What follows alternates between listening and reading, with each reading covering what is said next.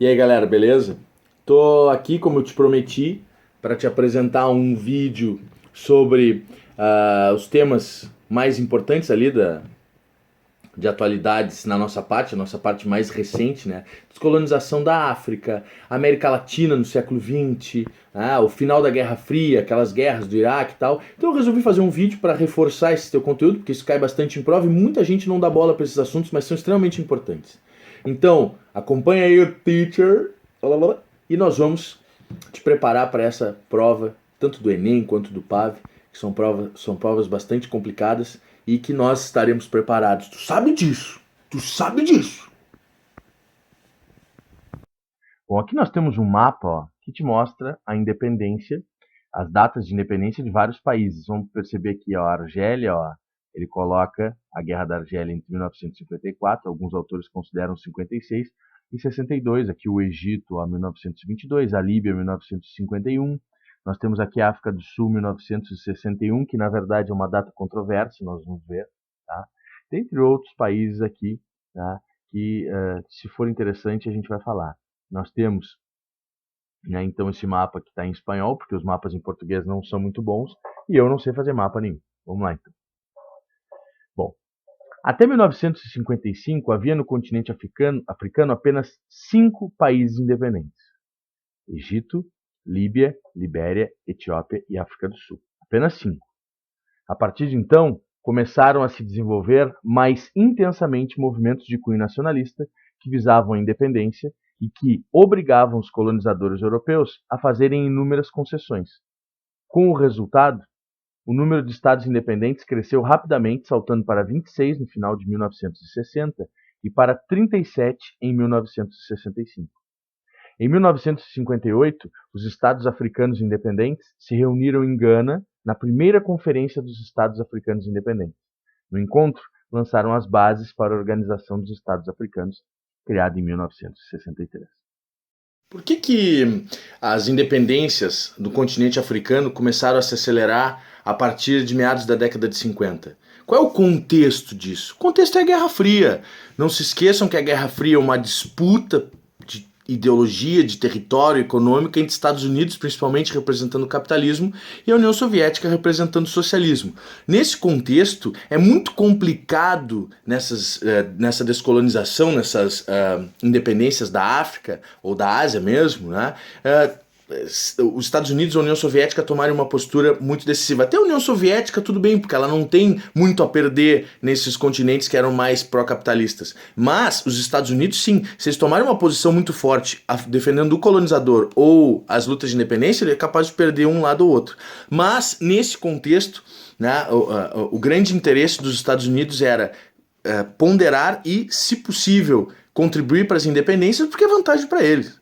É vantagem. As colônias eram muito dedicadas ao comércio e à associação com as suas metrópoles. Quando independentes, vai favorecer muito os Estados Unidos nesse contexto, desde que não se corresse o risco de que, independentes, esses países migrassem para o lado socialista. Então, o contexto da Segunda Guerra Mundial, pós-Segunda Guerra Mundial, e o contexto da Guerra Fria aceleraram os processos. Nós percebemos que entre 55, 60 e depois, logo em seguida, nós temos uma grande quantidade de países que pula de 5 para 20 e tantos, depois 30 e tantos.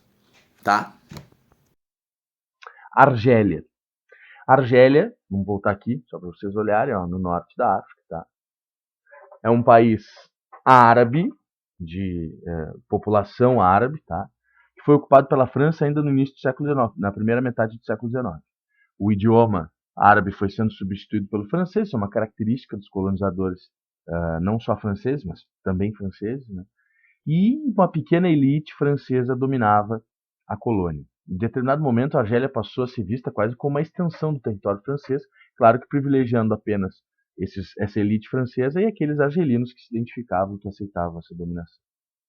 A partir do final da Segunda Guerra Mundial, começa o movimento de independência na Argélia. E esse movimento vai se intensificar na década de 50. Por quê? Porque na década de 50 a França perde a Indochina, que nós já vimos. A França vai perder também Marrocos e Tunísia. Esse movimento faz com que na Argélia as lutas se intensifiquem. Ó. Em 1954, ó, inicia a luta na Argélia, os nacionalistas partem para a luta, e essa luta se intensifica em 56. O grupo que liderava a luta contra os franceses é o que nós chamamos de Frente de Libertação Nacional, ó, FLN, Frente de Libertação Nacional. Bom, a França passava por um momento bastante complicado, tá? O momento em que a França estava se recuperando da Segunda Guerra Mundial e o momento em que a França não tinha condições de estar investindo em suas colônias, na manutenção das suas colônias. A situação da França não é uma situação muito diferente dos demais países europeus que sofreram muito com a Segunda Guerra Mundial. Tá certo que existe um programa de financiamento dos Estados Unidos depois da Segunda Guerra Mundial para a Europa chamado Plano Marshall. Não te esquece que esse plano foi oferecido para os socialistas também, a União Soviética não deixou aceitar. Só a Iugoslávia porque se mandava. Mas o Plano Marshall não é para investir em colônia ou para recuperar a colônia. O Plano Marshall é para reconstruir a Europa capitalista e evitar a ascensão do socialismo. Tá? Então, a França estava quebrada, não tinha dinheiro. Até o grupo que liderava, tá? O grupo francês que coordenava militarmente a Argélia, com medo de perder a Argélia e tudo mais, começou a projetar um golpe para tomar o poder na França mesmo. E aí a população francesa se assustou. Será de nós? Vamos chamar quem? Quem? Charles de Gaulle, o grande líder Charles de Gaulle, líder da resistência francesa na Segunda Guerra Mundial, apesar de ele ter fugido para Dunkerque, ele não era cagão, ele não era. Ele fugiu para Dunkerque porque não tinha como enfrentar os alemães naquela época, e ele já dizia há muito tempo que tinha que se ligar com Hitler, tá? Ele era um voto vencido, ele era um cara queimado lá na França até por conta disso. E aí ele foge e vai se tornar um ícone da resistência francesa, óbvio que fora da França, ele vai participar depois do dia D, aí ele vai se tornar um líder francês depois da guerra. Nesse momento a França pede o Charles de Gaulle de novo, ele retorna para a França e inicia um processo de negociação, ele promove um plebiscito em que a população da França e da Argélia decidem pela independência. O Charles de Gaulle, um líder, um herói, retorna para resolver o problema. A França estava com medo de um golpe, a França não aguentava mais as lutas coloniais que desgastavam a França.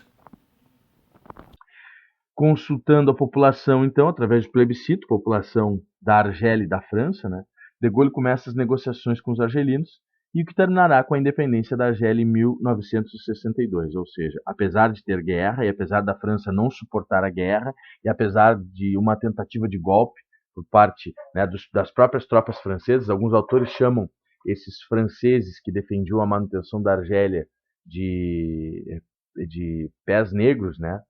Esses franceses que tentavam um golpe assustaram a população e os franceses, então, a população francesa em geral desistiu da dominação da Argélia, preferiu o acordo, e quem negociou esse acordo foi o Charles de Gaulle. Tá? Então, 1962, independência da Argélia. Bom, pessoal, o Congo aqui eu vou ler para vocês, depois eu vou explicar um pouco, porque o Congo, a independência do Congo, ela é uma situação que é bastante interessante pelas figuras que aparecem. Bom, primeiro, vamos lá. A partir de 1885, o Congo passou a ser propriedade pessoal do rei da Bélgica, o rei na época é o Leopoldo II, tornando-se em seguida uma colônia belga. Região extremamente explorada, teve seus recursos naturais usurpados. Qual é o principal recurso que foi explorado lá no Congo? O diamante. Os diamantes foram muito explorados na região. Violentas manifestações populares em 1959 obrigaram a Bélgica a conceder a independência do país. O acordo foi assinado em 60, mas desde 1959 o Congo já estava independente. O novo país sofreria inúmeras convulsões socioeconômico-políticas, disputas pelo poder se estenderiam até 1997 com a queda do ditador Mobutu. Bom, eu quero falar um pouquinho para vocês desse cara aqui, ó. Esse cara aqui. O nome dele é Patrice Lumumba. Ele vai se tornar dos ícones da luta contra a dominação colonial belga, né, a dominação do Congo. Ele vai ter uma tendência socialista, né, e ele queria, na verdade, desenvolver no Congo um projeto de inserção realmente, né, da população que durante muito tempo foi explorado pelos imperialistas europeus, e agora ele queria desenvolver um projeto diferente dos capitalistas e do que se pensava para o Congo na época. Esse cara vai se tornar realmente uma liderança que vai assustar, e ele vai acabar sendo assassinado no início dos anos 60. Ele foi preso, aqui nós temos a foto dele sendo levado preso, e ele vai acabar morrendo na cadeia. O Congo passa por uma série de distúrbios e de convulsões que levam à independência de algumas partes do país. A morte de Patrício Lumumba vai gerar um caos no país, não só a morte dele, mas o país vai sofrer com a intervenção belga mesmo depois de independente. Os belgas vão financiar alguns mercenários que vão tentar a independência de Katanga, que era a região mais rica em diamantes do Congo. Essa região vai ficar durante um tempo em luta, se torna independente, depois é retomada pelo governo do Congo, depois ele se torna independente de novo, e aí quando o Mobuto, o ditador, assume, ele definitivamente retoma Katanga. O ditador Mobutu, ele vai desenvolver um dos governos mais sanguinários do século XX. Muita gente morreu nas mãos dele, milhares de pessoas, milhares de exilados, desaparecidos e tal. Em 1971 ele muda o nome do Congo para Zaire, e esse nome vai perdurar até 1997. A ditadura dele foi uma ditadura que recebeu o apoio dos Estados Unidos porque era uma ditadura capitalista. Era uma ditadura contrária a qualquer tentativa de comunismo. E ele só vai perder o apoio dos Estados Unidos já na última década do século XX, quando não é necessário mais apoiar ninguém contra o comunismo. Em 1997 ele vai ser retirado do poder e aí o Congo passa a se chamar República Democrática do Congo. Não confunde República Democrática do Congo, que é esse Congo que nós estamos estudando, com o apenas Congo que a gente não estuda porque a princípio não cai em prova, não tem interesse. Então aqui está o ditador Mobutu, que foi um centralizador, um dos ditadores mais sanguinários do século XX. Aqui em cima nós temos o Charles de Gaulle, que é o líder do governo francês nesse período. Ele vai sair do poder depois lá em 68, daquelas manifestações de maio de 68. E aqui nós temos uma imagem de jovens argelinos se manifestando pela independência. Independência das colônias portuguesas. Eu vou falar um pouquinho, antes de falar disso aqui, eu vou ler para vocês, nós vamos analisar um pouquinho a Revolução dos Cravos. Foi um movimento que derrubou o regime salazarista em Portugal, em 1974, de forma a estabelecer as lideranças democráticas, promovendo transformações sociais no país. Após o golpe militar de 1926, foi estabelecida uma ditadura em Portugal. No ano de 1932, Antônio de Oliveira Salazar tornou-se primeiro-ministro das Finanças e virtual ditador. Salazar instalou um regime inspirado no fascismo italiano. As liberdades de reunião, de organização e de expressão foram suprimidas com a Constituição de 1933. Portugal manteve-se neutro durante a Segunda Guerra Mundial. A recusa em conceder independência às colônias africanas estimulou movimentos guerrilheiros de libertação em Moçambique, Guiné-Bissau e Angola. Principalmente os de Moçambique e de Angola nós vamos ver agora na sequência. Em 1968, Salazar sofreu um derrame cerebral e foi substituído por seu ex-ministro Marcelo Caetano, que prosseguiu com a sua política. A decadência econômica e o desgaste da guerra colonial provocaram descontentamento na população e nas forças armadas. Isso favoreceu a aparição de um movimento contra a ditadura. No dia 25 de abril de 1974, explode a Revolução. A senha para o início do movimento foi dada à meia-noite através de uma emissora de rádio. A senha era uma música proibida pela censura chamada Grândola Vila Morena, de Zeca Afonso. Quando tocou essa música, todo mundo sabia que tinha que iniciar o processo de tomar o poder e de tirar a ditadura salazarista. Os militares fizeram com que Marcelo Caetano fosse deposto, o que resultou na sua fuga para o Brasil. A presidência de Portugal foi assumida pelo general Antônio de Spínola. A população saiu às ruas para comemorar o fim da ditadura e distribuiu cravos, a flor nacional, aos soldados rebeldes em forma de agradecimento.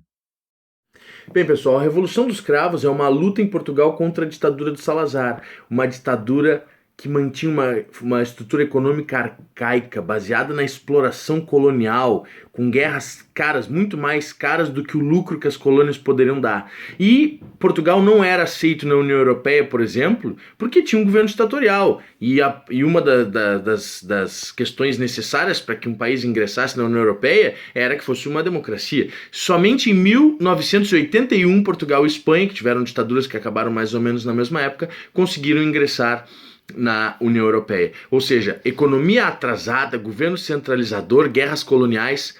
Portugal tinha sérios problemas sob a administração salazarista e isso acaba com a Revolução dos Cravos, que é uma luta por liberdade.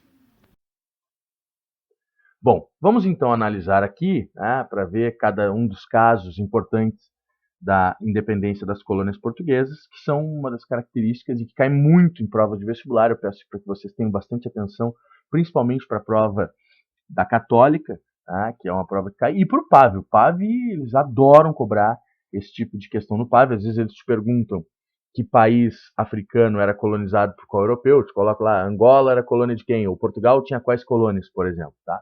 Então vamos lá. Independência das colônias portuguesas. Portugal insistia em manter o domínio de suas colônias em território africano, mesmo depois de vários outros países europeus terem desistido das suas ou terem sido vencidos em combates de independência. A partir de 1960, os grupos nacionalistas locais começaram a recorrer à força para enfrentar os portugueses. Portugal vivia a ditadura de Antônio Salazar, que estava no poder desde 1932. Vocês sabem que o Salazar, nós já falamos, né, acabou saindo do governo, mas a sua política foi mantida até 74. Essa ditadura levou o país a uma estagnação econômica, política e social. Bom, Angola. Em Angola, surge o Movimento Popular pela Libertação de Angola, MPLA. Grava este nome, Movimento Popular pela Libertação de Angola. Eu quero que tu anote aí, ó, nas tuas anotações, que não adianta só tu olhar esse vídeo aqui, tem que anotar também. Participa, queridão, te liga. Eu quero que tu anote que esse grupo aqui é de inspiração socialista, fundado em 1956 por Agostinho Neto. Vou te mostrar a latinha do Agostinho Neto, esse do meio aqui, ó. Olha o Agostinho Neto aqui, ó. Tá? O símbolo deles era essa bandeira aqui, ó, o Povo no Poder, MPLA, tá? Vamos voltar. Agostinho Neto iniciou o processo guerrilheiro contra o colonialismo salazarista, mas outras organizações de libertação também surgiram, como a Frente Nacional de Libertação de Angola, dirigida pelo cara que tem o nome mais legal de toda a história, na minha opinião, Holden Roberto. Como eu disse, eu gostaria de ser conhecido como Holden Roberto. Se o meu nome fosse Holden Roberto, eu ia dizer assim. Faz de conta que tu tá me perguntando assim, Léo. Oh, não, Léo não, né? Porque eu não ia saber. Eu ia perguntar assim, qual é teu nome, senhor? Qual é teu nome, senhor? Eu ia te dizer assim, Roberto. Holden Roberto. Olha o Holden Roberto aqui, ó. Holden Roberto é estiloso, meu. O que tá pensando? Olha o cleans do Holden Roberto. E nós temos também a União Nacional pela Independência Total de Angola. Assim como a FNLA, a UNITA também é capitalista, mas a UNITA é capitalista ao extremo, ela chega a ser anticomunista, liderada por Jonas Savimbi, esse daqui, né, que está no cantinho.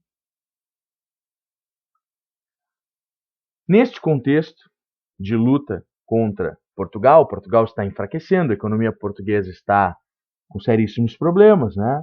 Não se esqueçam que Portugal é um país pobre que vivia nesse momento apenas da exploração colonial. Então ocorre a Revolução dos Cravos, que nós já vimos lá, um dos motivos justamente da Revolução dos Cravos, além de querer lutar contra a ditadura, foi justamente as crises, os problemas econômicos. A Revolução dos Cravos derrubou a ditadura portuguesa e trouxe o Acordo de Alvor, que é um acordo que vai acabar concedendo a liberação de Angola, vai conseguir a independência de Angola, e vai servir de base para todos os acordos que Portugal vai fazer com os demais países que eram suas colônias na África ou na Ásia, por exemplo, com Moçambique, mais tarde com Guiné-Bissau e Cabo Verde, São Tomé e Príncipe, e lá na Ásia com o Timor-Leste. Então, derrubou a ditadura portuguesa e trouxe o Acordo de Alvor, marcando a libertação de Angola em 1975. Diante da ocupação do norte do país pelo FNLA, apoiada pelo Zaire, nome adotado pelo Congo em 1971, e do sul pela UNITA, com apoio da África do Sul e dos Estados Unidos. O MPLA ocupou a capital, Luanda, e proclamou a independência. Percebam que tem domínio do FNLA no norte, da UNITA no sul e do MPLA na capital. Ou seja, quando Portugal concede independência para Angola, esses grupos vão entrar em disputa pelo poder e vão levar Angola a uma das guerras civis mais cruéis e mais duradouras da África contemporânea. O MPLA então ocupou a capital e proclamou a independência. As lutas entre as facções continuaram arrasando o país. No início dos anos 1990, com a distensão internacional e com o fim da Guerra Fria, começa a normalização do país. Porém, nas eleições pluripartidárias de 1992, venceu José Eduardo dos Santos, que era do MPLA, que não foi aceito por Jonas Savimbi. Enquanto Jonas Savimbi foi o líder da UNITA, ele não aceitou de forma alguma acordo com os socialistas. Ele não aceitou de forma alguma, mesmo que a Guerra Fria já tivesse acabado no início dos anos 90, quando ocorreram as eleições pluripartidárias, ele não aceitou o acordo, retomando de novo o conflito. Em 2001, computavam-se já cerca de 1 milhão de mortos nesses conflitos. Jonas Savimbi acabou sendo morto em 2002 e só a partir da morte dele iniciou as conversações de paz para promover a recuperação do país. O novo líder da UNITA assinou o armistício e Angola se ingressou na Comunidade de Desenvolvimento da África Austral. Queridos, não esqueçam, por favor, olha para cá, Movimento Popular pela Libertação de Angola, socialista. Frente Nacional pela Libertação de Angola, capitalista. União Nacional pela Independência Total de Angola. Esse grupo é anticomunista, financiado pelos Estados Unidos, financiado pela África do Sul. Esse grupo é anticomunista. Eu procurei uma imagem para mostrar para vocês e não encontrei na internet. Há uns anos atrás caiu num vestibular da UFPEL, se não me engano, uma imagem que mostrava pessoas mutiladas, porque na Guerra Civil de Angola foram enterradas mais de 12 milhões de minas terrestres no país e até hoje isso é um grande problema porque tem muita gente que morre, muita criança principalmente, ou que perde o pé, um pedaço da perna em função das minas terrestres. Então apareceu nessa foto alguns ex-combatentes, né, da guerrilha de Angola e apenas aparecia a foto deles de muleta, assim, uma parte da perna, com cartazes dizendo fora comunismo, Cuba aqui não, Fidel, não sei o quê, queimando o comunismo, né? E aí só dizia assim, isso é uma foto de ex-combatentes de movimento de luta pela independência em Angola, que grupo é esse? E aí tu tinha que te dar conta que o texto deles estava em português e que era um grupo anticomunista. Então somente dessa forma tu chegava a Angola e tu chegava à UNITA. Então se liguem que é bastante importante tu saber essas características, né? O MPLA socialista, a UNITA anticomunista. Moçambique. Iniciada em 1962, a luta pela libertação, liderada pela Frente de Libertação de Moçambique, olha aqui, Frelimo, Frente de Libertação de Moçambique, de inspiração socialista, conduzida por Eduardo Mondlane. Então, a partir de 62, a luta pela libertação em relação a Portugal, eles queriam independência, liderada pela Frente de Libertação de Moçambique, a Frelimo, de inspiração socialista, e era conduzida por Eduardo Mondlane. Quando esse foi assassinado em 1969, quem assumiu a luta foi um cara chamado Samora Machel. Tá? Sua independência, a independência de Moçambique, foi reconhecida só em 75 pelo mesmo motivo da de Angola, a Revolução dos Cravos, depois a inspiração no Acordo de Alvor. A África do Sul, que era governada, todo mundo sabe, mas nós vamos falar daqui a pouco, por uma elite branca, né, aliada aos ideais norte-americanos, tentou desestabilizar o governo socialista de Samora Machel, financiando tá, um grupo que ficou conhecido como Resistência Nacional Moçambicana, ou RENAMO. Mesmo com a assinatura de acordos de paz, os conflitos continuaram. Esses conflitos só acabaram no início da década de 90, quando começava a distensão da Guerra Fria, quando a União Soviética estava acabando lá, e aí esses grupos entraram em acordo e pacificaram o país. Então, Moçambique é Frelimo, que é de esquerda, contra Renamo, que é anticomunista. Tá? A Guerra Civil vai acabar no início dos anos 90, muito semelhante à Guerra de Angola, só que a Guerra de Angola acaba só em 2002. Tá bem, gente?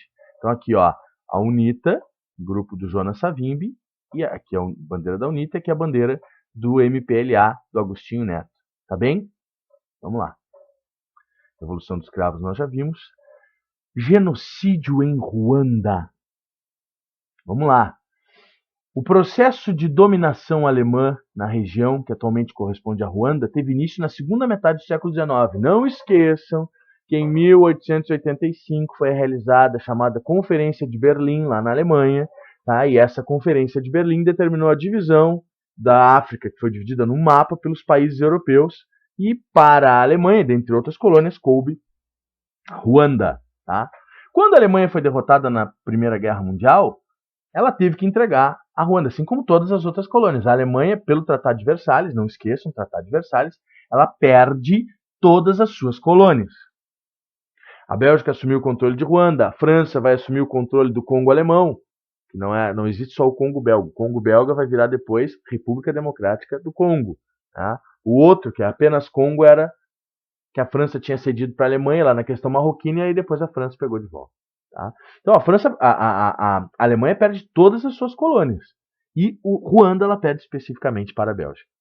Tá? Depois da Segunda Guerra Mundial, a Bélgica totalmente desestruturada em função da ocupação alemã que ela sofreu na guerra, né? Ela acabou não tendo condições de retomar Ruanda, e aí quem ficou administrando Ruanda foram as Nações Unidas, a ONU, responsável pela administração desse país. E aí a ONU concedeu a independência para Ruanda em 1962.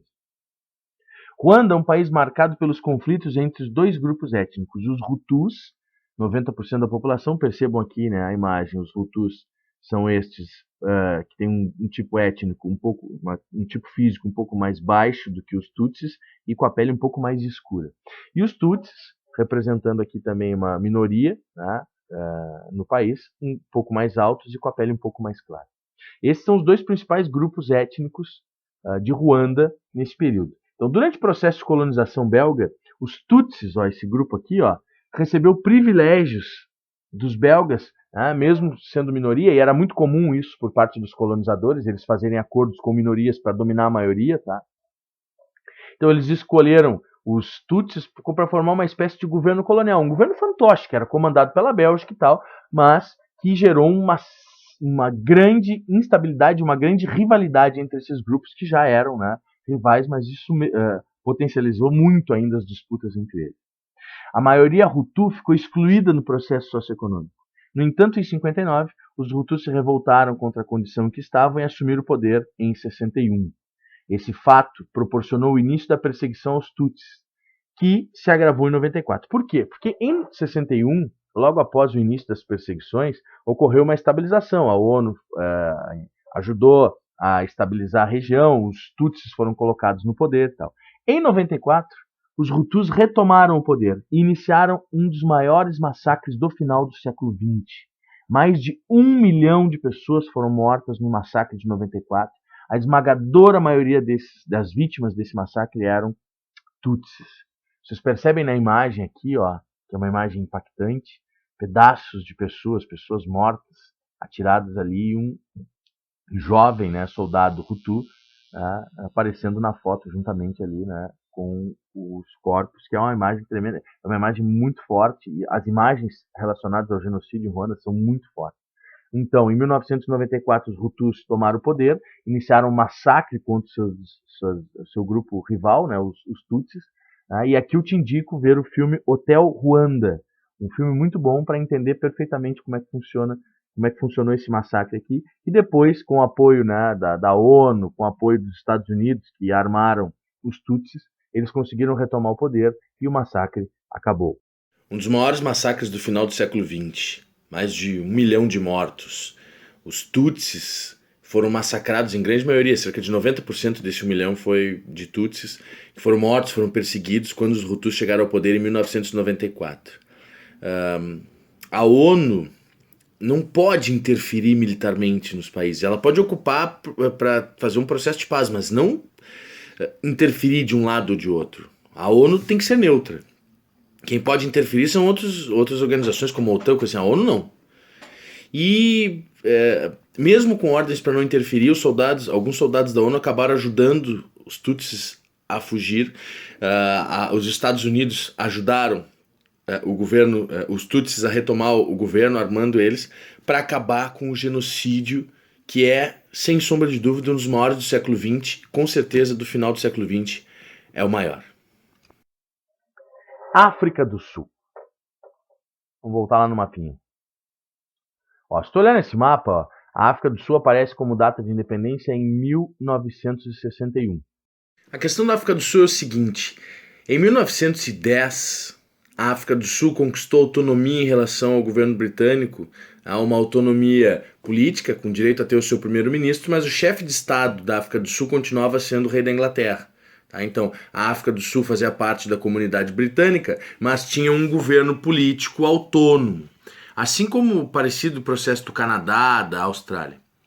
Porém, em 1961, a África do Sul conquista totalmente a independência em relação à Inglaterra. Se a gente for analisar, nós vimos, por exemplo, que naquele mapa aparece que a África do Sul tem a sua independência em 1961, que é o caso da independência total. Mas lá no início a gente falou que em 1955 apenas 5 países da África eram independentes, e a África do Sul está incluída.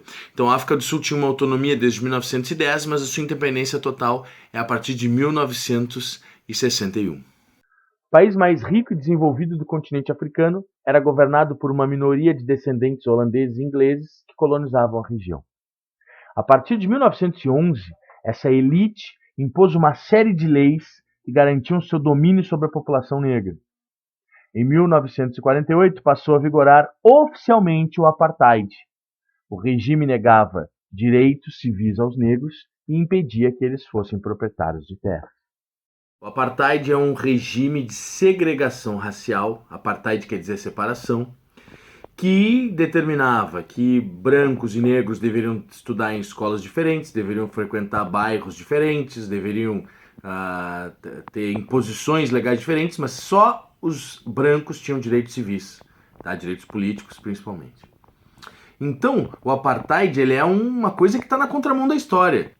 Não podemos esquecer, por exemplo, que em 1945 foi derrotado o nazifascismo e foram descobertos os campos de concentração e extermínio. O apartheid está totalmente na contramão da história, mas ele vai ser permitido por 2 motivos principais. Primeiro, que existem leis de segregação racial nos Estados Unidos até meados da década de 1960, como nós já vimos. Então, até meados da década de 1960, existem leis de segregação racial nos Estados Unidos, como as leis de Jim Crow lá no Sul. Então, os Estados Unidos não tem como criticar isso, até porque existe isso no seu país. E outra, a gente está na Guerra Fria e a África do Sul é a porta de entrada dos Estados Unidos para o continente africano. É o grande aliado dos Estados Unidos na África, a África do Sul. Então, esse governo se mantém com essa permissão dos Estados Unidos, com essa conivência no mundo mesmo depois do fim do nazismo. É um processo de contramão da história. Lá os negros não tinham direito algum. Se qualquer relação existente entre negros e brancos era caso de polícia, não podia namorar, não podia se relacionar. Se fossem pegos, por exemplo, num motel, iam presos. Na década de 1950, o Congresso Nacional Africano, entidade negra fundada em 1912, radicalizou a luta contra o apartheid, conclamando os negros à desobediência civil. A partir de 1960, o governo sul-africano desencadeou violenta repressão contra o Congresso Nacional Africano e seus dirigentes. Nelson Mandela, o principal líder negro, foi preso em 1962 e condenado à prisão perpétua. Olha lá, o Nelson Mandela, o principal líder negro do Congresso Nacional Africano, foi preso em 62 e condenado à prisão perpétua, porque ele liderava as lutas contra o apartheid. Muitos processos da luta dele foram pacíficas, mas não era a única tática utilizada, tá?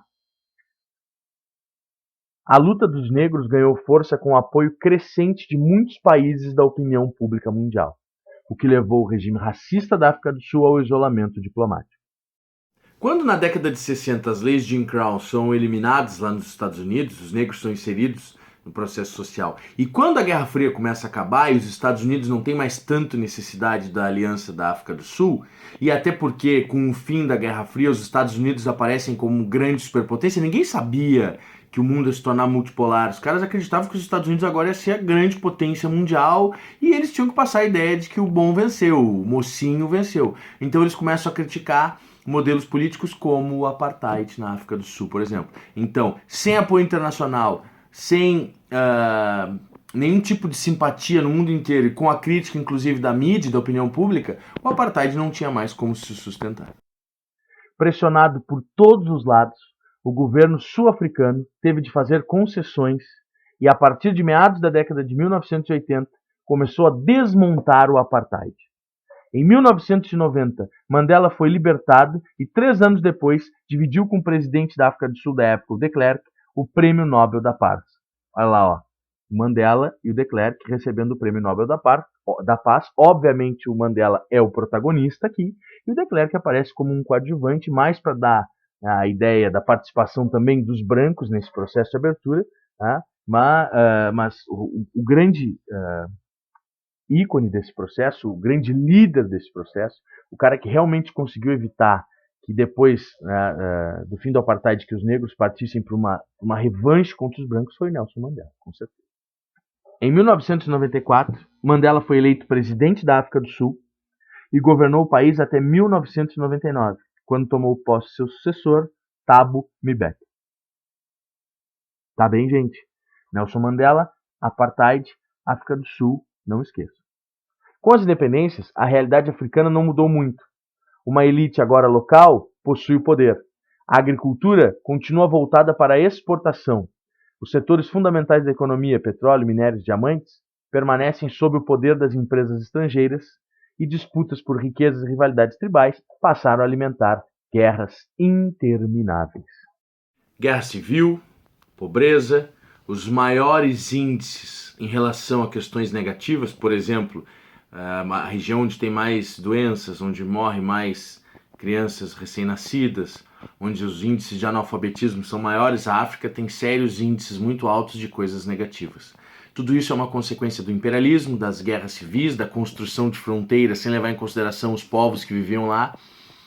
A África sofreu bastante, ela continua na mão de muitos capitalistas, as guerras de independência, em vários casos, acabaram com acordo, e mesmo que esses acordos fossem pressionados por guerras de independência dos africanos, muitos acabaram tendo que assinar acordos que concediam algumas vantagens aos seus antigos colonizadores. Nós temos hoje um forte imperialismo da China sobre a África, dentre outras coisas. Tá bem, gente? Então, esse aqui é o vídeo sobre descolonização da África, e daqui a pouco a gente chega aí com o vídeo da América Latina no século XX. Muito louco, bicho!